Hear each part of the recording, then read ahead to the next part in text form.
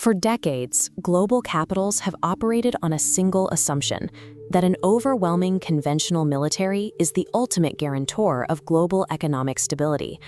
On February 28, 2026, the United States and Israel tested that assumption.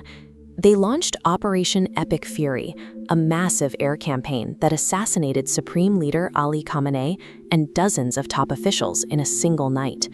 The strategic calculus in Washington was that a total decapitation strike would neutralize Tehran in hours.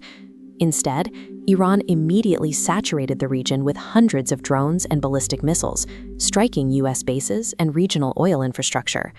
Beyond the missiles, Iran leveraged the geography of a 21-mile strip of water to effectively paralyze the world's most powerful military coalition. The Strait of Hormuz is a maritime superhighway bordered by Iran's mountainous coast. 20% of global oil passes through it.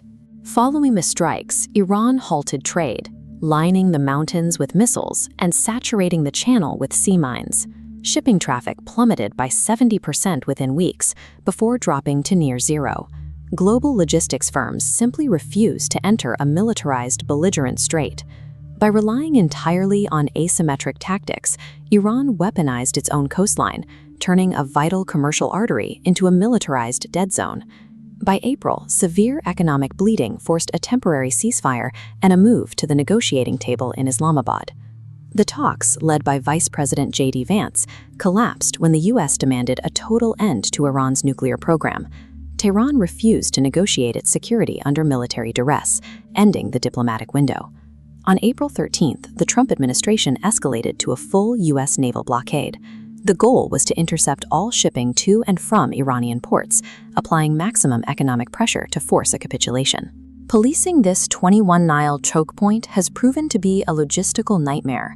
The U.S. Navy's conventional supremacy is ill-equipped to intercept swarms of cheap, untraceable drone boats or clear mines in such a hostile environment.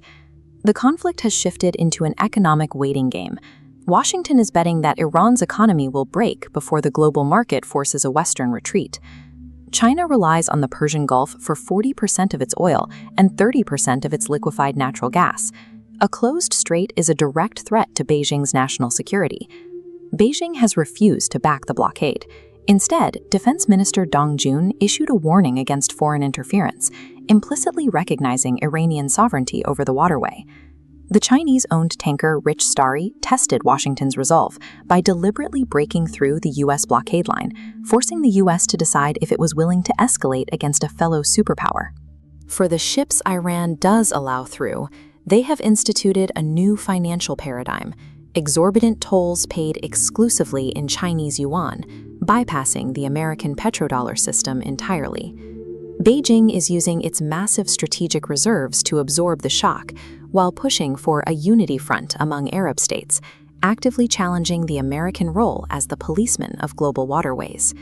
Caught in the crossfire are the non-belligerent Gulf states. Their maritime export economies are held hostage by a war they cannot control.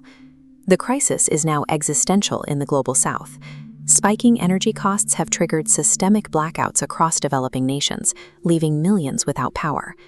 Beyond the power grid, the surging costs of transport and fertilizer are driving food prices to record levels, threatening the basic survival of the world's poorest populations.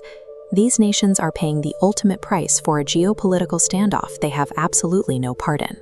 Overwhelming military firepower has met its limit at this 21-mile bottleneck. We are seeing that the security of global supply chains can no longer be guaranteed by raw naval strength alone. As thousands of commercial vessels sit dead in the water, the architecture of modern trade appears more fragile than ever. The Strait of Hormuz remains a hostage, and as the global economic clock ticks down, the defining question is no longer who has the strongest monarchy, but whose economy can survive the paralysis the longest.